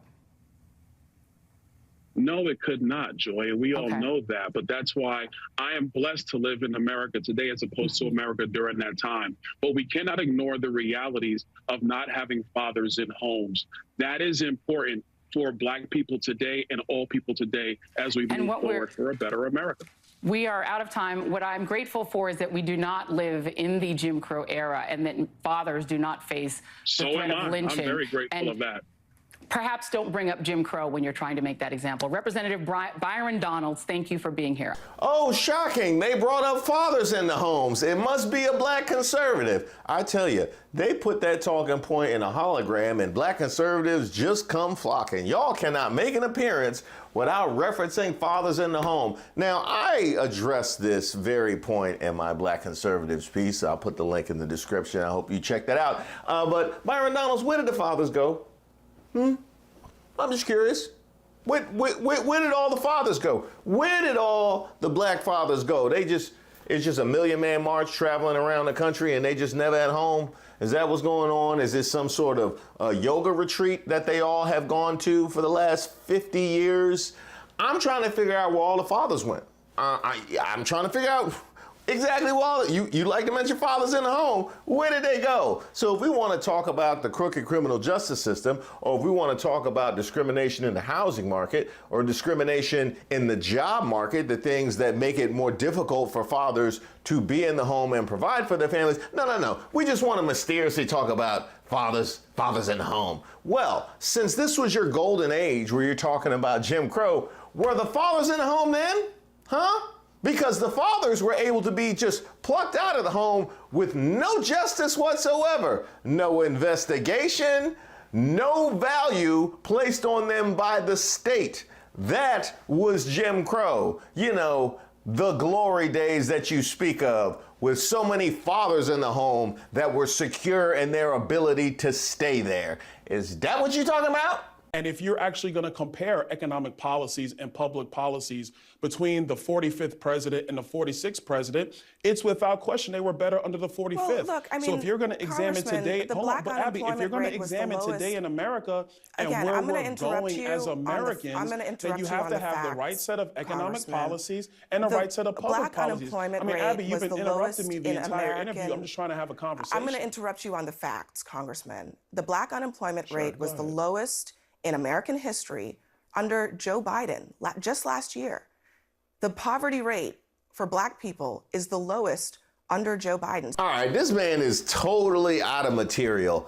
I'll take it from here, Abby Phillip, with a shout out to Michael Harriot at the Griot, who did a deep dive on just how loud and wrong Byron Donalds was. Now, he said black families were conservative, or at least voted conservatively. Meanwhile, most black people couldn't even vote under Jim Crow. So what is you talking about? According to U.S. Census data, between 1880 and 1960, the majority of black Americans lived in the South, specifically in states that disenfranchised African-American voters, which is why the Civil Rights Act of 1964, you know, that little tiny thing that married black folks to the Democratic Party. Yeah, that's why the Civil Rights Act of 1964's pre-clearance requirement prohibited these states from changing their voting laws without the Department of Justice's permission.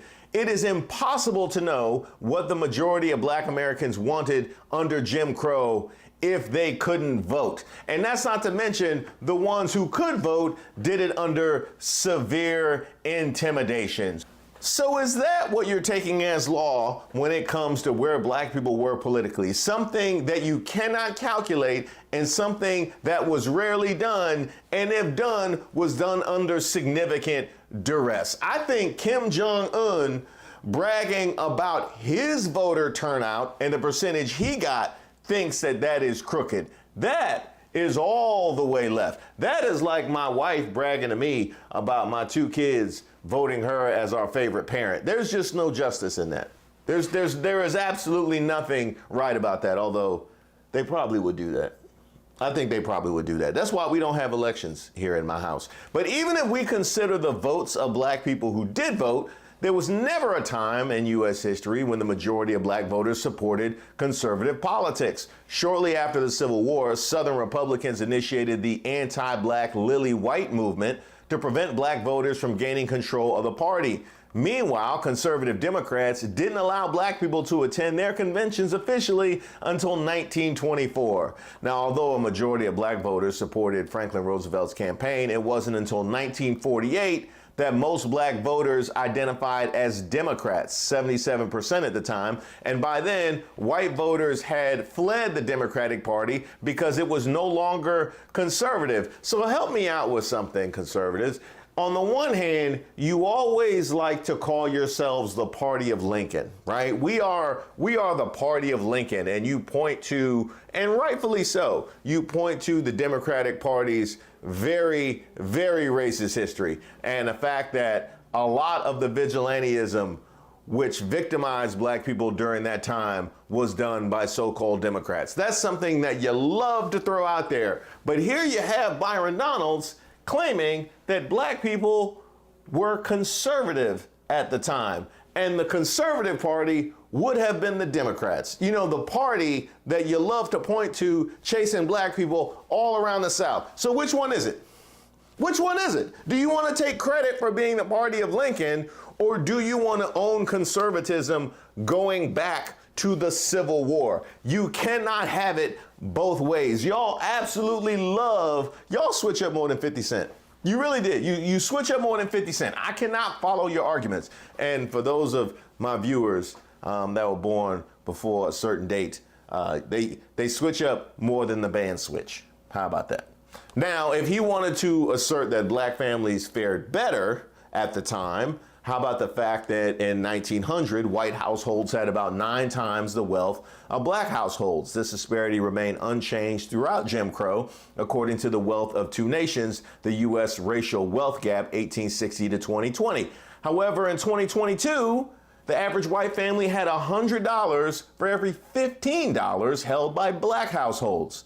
Also under Jim Crow, tax dollars from black families funded segregated education systems that increased the generational wealth of black families. Like in the case of 1940 South Carolina, where black citizens made up almost 49% of the population, but the state constitution mandated segregated schools. Black K through 12 schools were valued at $12.9 million, while white schools were worth nearly 5 times as much. Jim Crow's legalized theft extended beyond education as black families' tax dollars funded libraries, hospitals, parks, and public facilities they couldn't even use. Their federal taxes funded scholarships and home loans for white veterans, excluding black veterans from the GI Bill, and New Deal programs used black taxpayer money to provide white people jobs, build redline neighborhoods, and create whites-only suburbs. Which brings us to the family. You believe fundamentally that it was those policies in the mid-1960s that led African Americans down a worse road. Well, Bill, let's be clear. It's not about belief, it's the empirical fact. The marriage rate in black America declined rapidly after the passage of a lot of the Great Society policies. So it was destructive. Now, Donalds is partially right here that the rate of black marriages has declined since Jim Crow. But the percentage of black children born to unmarried mothers has also dramatically increased. However, these statistics are true for every racial demographic. That's right. The thing that he is holding us responsible for is true for every racial demographic. Is there anything else that you want to hold us accountable for, Byron Donalds? I mean, if that's what we're doing, if we want to point to a statistic and take it completely out of any context, you want to blame us for the decline in country music? Huh? You want to blame us for the opioid crisis? I got a good one.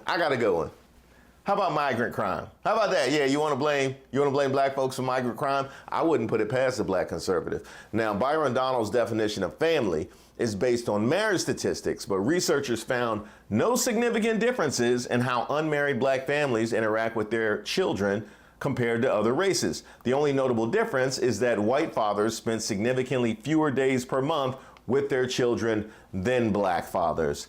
Now I'm finished with you, Byron Donalds. At some point, I'll do a deep dive because I haven't actually done justice to what got us here and exactly how you made your way down the path of embarrassment and shame to sit in front of us at the podium as the #1 disappointment. But for right now, I'm gonna let Paul Mooney finish it. Race has nothing to do with color. I ain't stupid. Because there's a bunch of you black Anglo-Saxons. That skin is black, but that brain is white. And when I get mad at you, guess what I call you? You graham cracker motherfucker.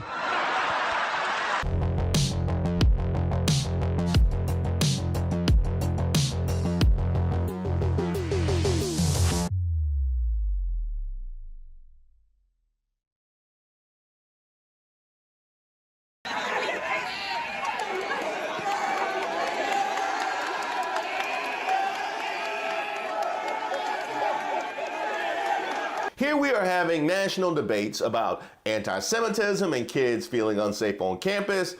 But it's nice to know we can all unite, come together, and celebrate anti-black racism. No, it's kind of like mother's milk to America. Some good old anti-black racism just always settles the stomach, doesn't it?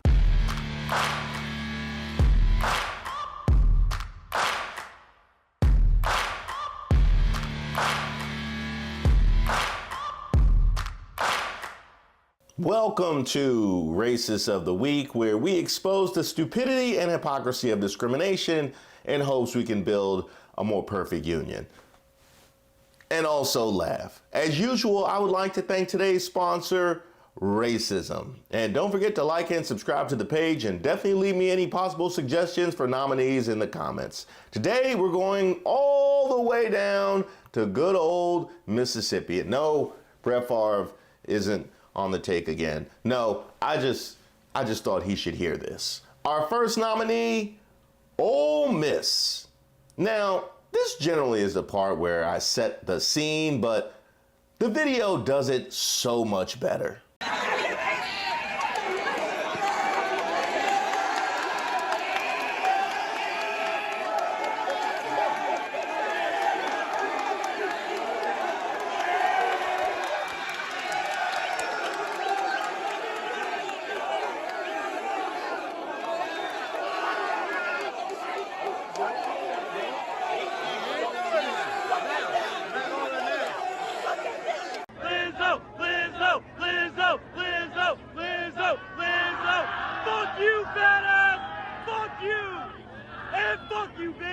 Now here we have a black female protester being taunted and insulted with monkey sounds and chants while being called Lizzo and fat ass, among other things. Now, in a situation like this, I think it best to remain calm. Yeah, I want to slow cook this. So let me ask you, what is the objection to the protesters? Huh? What has been the narrative that's been painted about them nationwide and incited such strong opposition?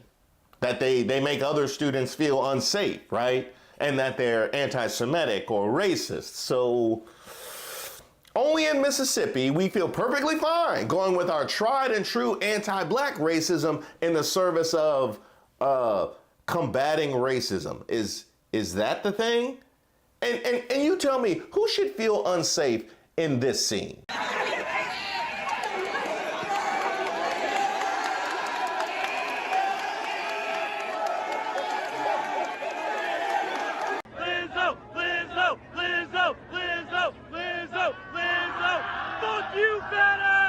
Now, the primary antagonist has been identified because the internet is better than the feds.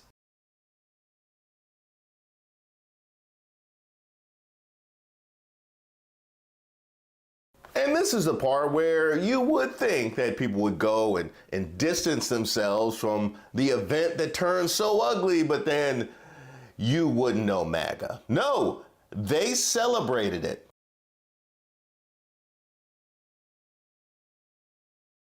Ah, yes, of course, Phil Holloway, because who wouldn't want their child to enjoy an environment where she's free to yell, curse, and make monkey noises at black people?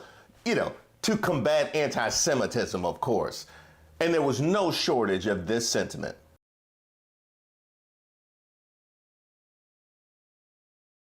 We are taking our country back. From who, might I add? From Palestinians? From black people? From Lizzo? Yeah, you're taking our country back, all right, all the way back to 1964.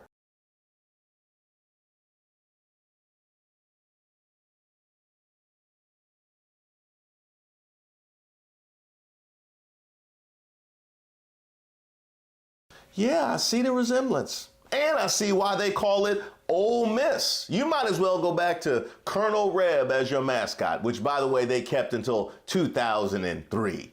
You would think somebody in 1999 would have been like, it's going to look real bad that we had a Confederate mascot till a year that starts with a 2, but nah. But you know, that's social media. They are notoriously offensive. They wouldn't be sanctioned by cable news or anything like that. I did have a list of some suggestions. What do you like? So here's who I thought America's frat boys, they could use the Medal of Freedom. Donald J. Trump, he never gives up on America. Elon Musk for, absolutely caring about, freedom of speech. And just in time, here comes Fox News. You know what? I got a mission for you, Fox. Why don't you scrounge up all those black anchors and all those black pundits who you love to trot out and talk about how there's no racism. I want them to watch this footage.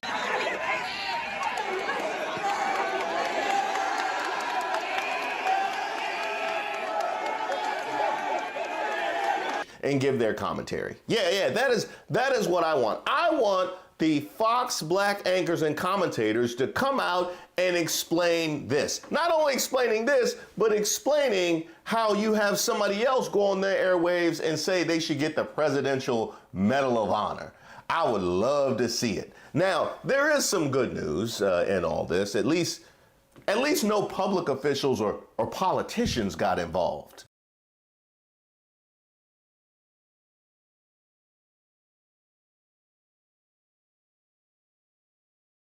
Here you have the governor of the most black state in the country by percentage posting video from a mob where a black girl was racially abused. There is literally no common sense, decency, or apparently any recourse because he had no concern about any of it. Now, all of a sudden, voter suppression makes a whole hell of a lot more sense, Tate Reeves.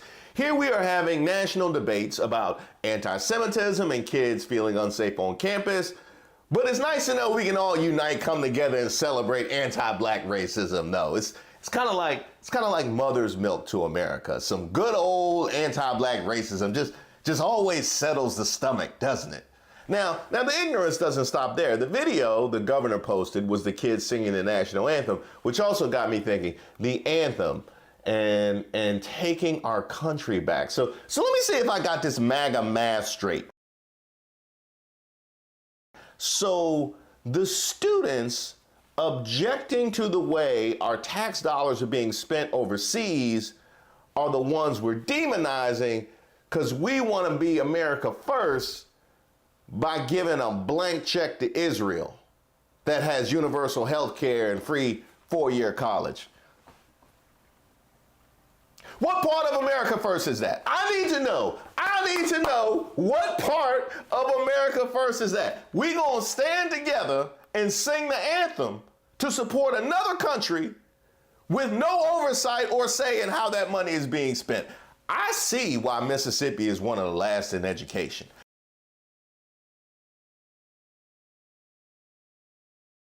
Now you might be thinking to yourself, well, the governor posted the anthem, which is, as I outlined, is dumb in and of itself, but maybe he didn't know what happened. And if that's the case, he's not fit for office. He must be another DEI hire. But you know who definitely knew what happened?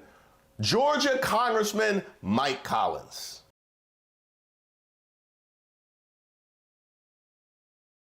Now I got a question. First for Mike Collins and then for Georgia. Mike Collins, how did you manage to post the racist part of the video?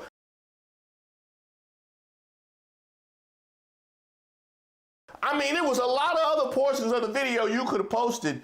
You posted the racist part.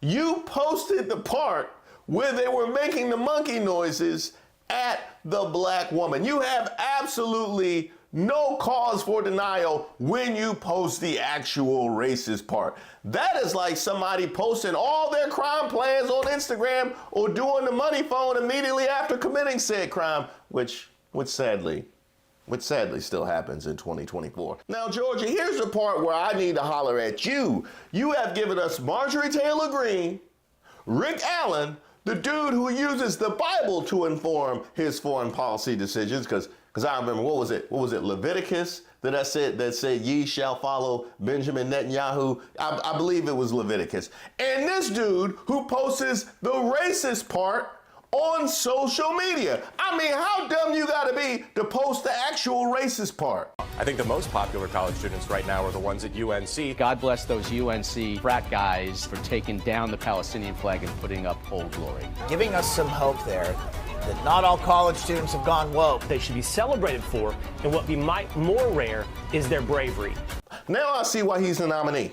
Now I see why he's a nominee. No, this makes perfect sense. He is king idiot. And yes, Fox News, please tell me again how Trump is appealing to black Americans. Congratulations to Ole Miss, Phil Holloway, Fox News, Tate Reeves, Mike Collins, and Donald Trump. You are our racists of the week. And if you have somebody you would like to nominate, go ahead and leave it in the comments. You can email me at reese.waters@gmail.com. And be sure to subscribe to the page to make sure you get notified when the next video drops.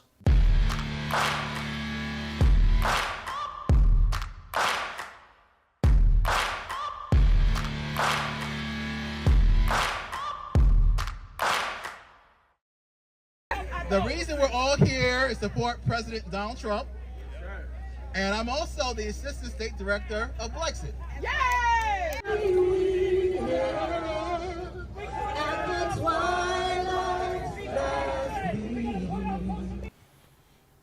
Now, why would you even have a rally where you can fit everybody attending in one frame at once? Y'all would have been more comfortable just at somebody's house.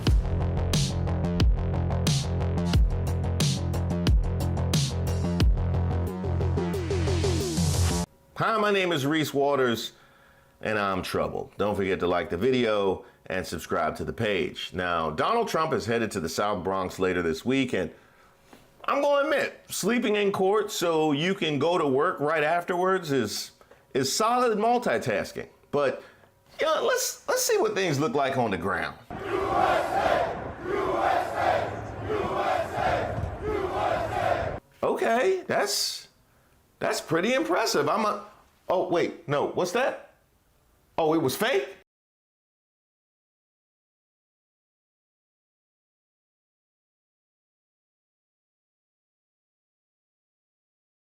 Misrepresenting crowd size, that's crazy. Who would do that?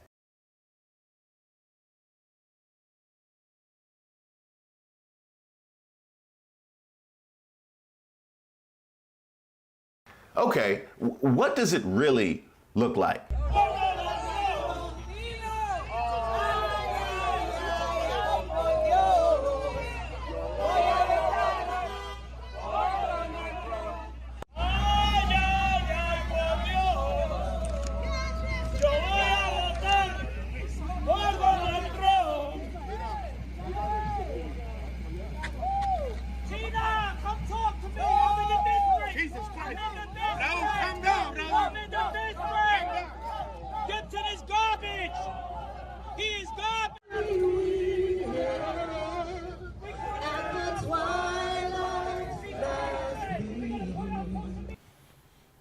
Now, why would you even have a rally where you can fit everybody attending in one frame at once? Like, you don't need to move the camera or nothing. Like, you just take a picture. Like, while y'all moving, just take a picture somewhere. Y'all would have been more comfortable just at somebody's house. You know what I mean? Just go to somebody's house and just sit in the living room, have people in the back having hors d'oeuvres. You could have got everybody in the picture right there. Y'all didn't have to do all of this. Joe and the hoe must go.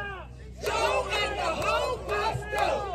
Joe and the hoe must go. It ain't a real black conservatives meeting until we start disrespecting ourselves, right? We can't have a group of black conservatives get together unless we're gonna disrespect black people. No. As much as they hate Joe Biden, she's a hoe though. She's a hoe. Joe and the hoe must go. We're here to address Governor Kathy Hochul. Now, who knows about Governor Kathy Hochul? What did she say about our Bronx kids?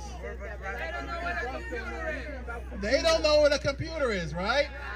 Well, we're here to tell them not only do they know what a computer is, they know what books are. Now, I'm confused here. Does he think that computers come before books when it comes to a child's development? Like, I'm trying to figure out why he would say something like, not only can my boy run, he can walk too. And I can tell you this, he can open up his eyes. Not only do they know what a computer is, they know what books are. Do everybody see this book? What's the title? Unfortunately, The mothers that I invited here couldn't be here today. What's the title? This title of this book that we have in our libraries here, the title is If You're a Drag Queen and You Know It. Oh my God. By Little Miss Hot Mess. Bruh, pick a message. I really thought you was going somewhere with this mismatch book and computer thing. And why the disrespect for the author? She came all the way down there to see you at your little black conservatives thing. Little Miss Hot Mess is right there. You just not gonna say nothing? You're not gonna honor the author who came to watch you speak? The reason we're all here is to support President Donald Trump. And I'm also the Assistant State Director of Blexit. Yay! Blexit. I knew Candace Owens was behind this.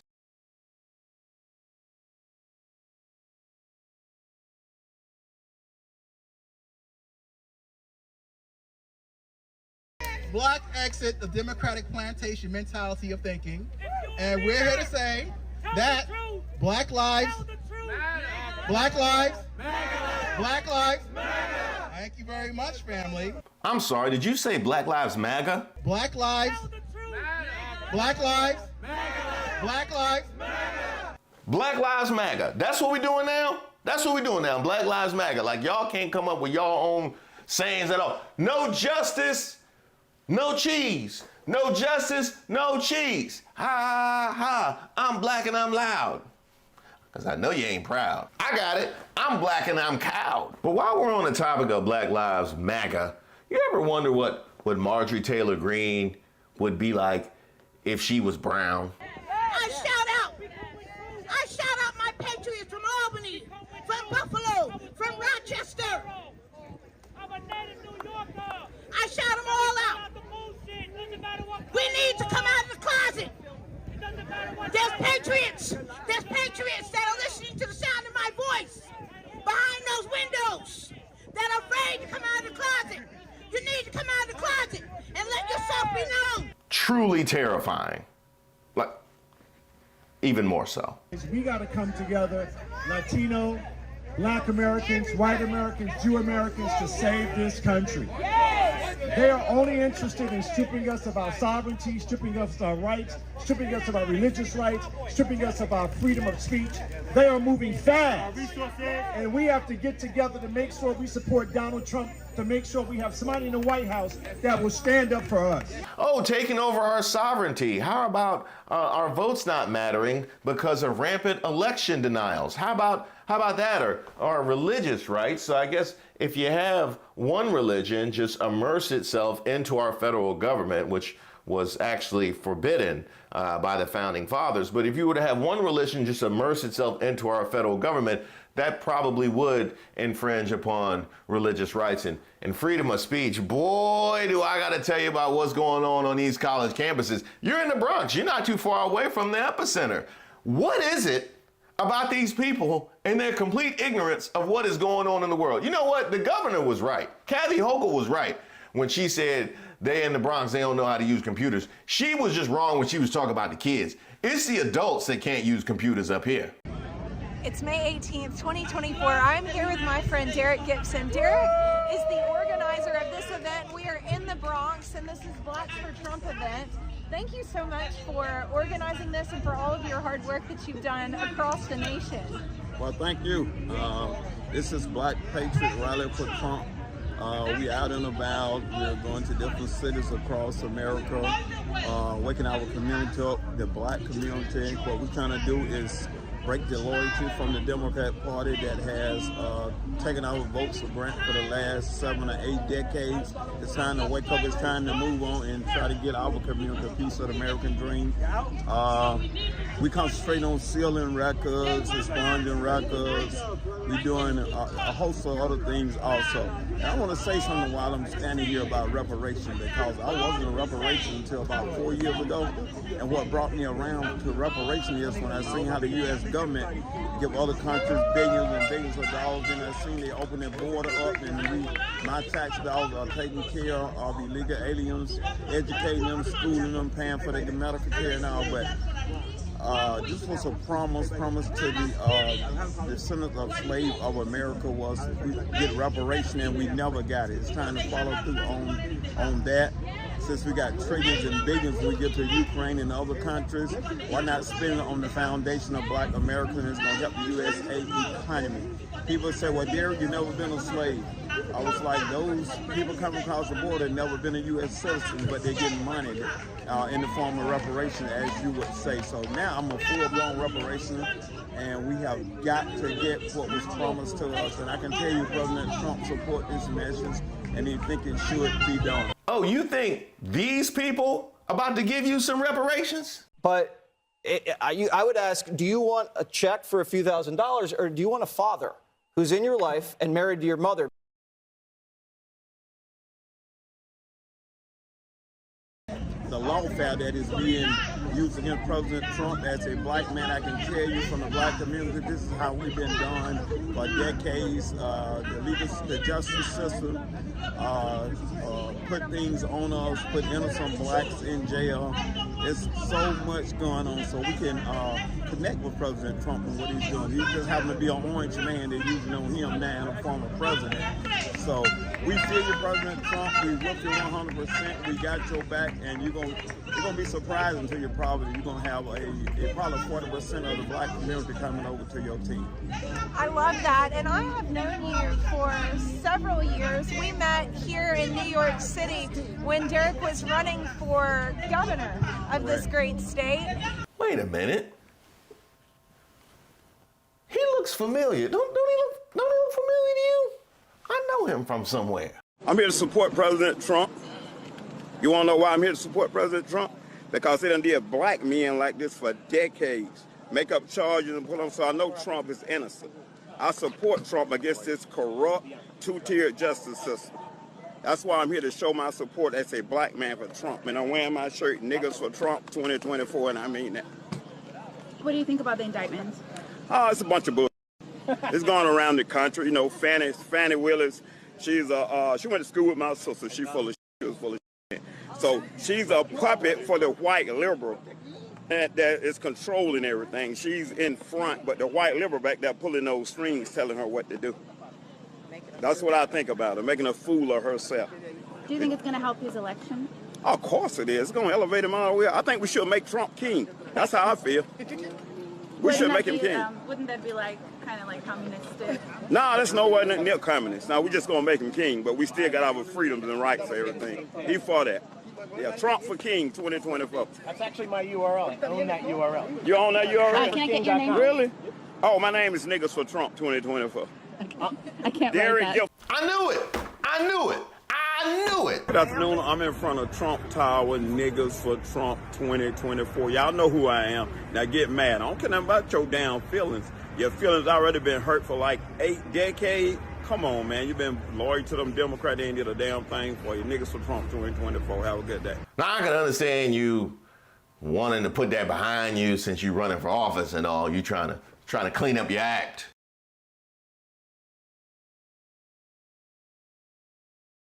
Oh, okay.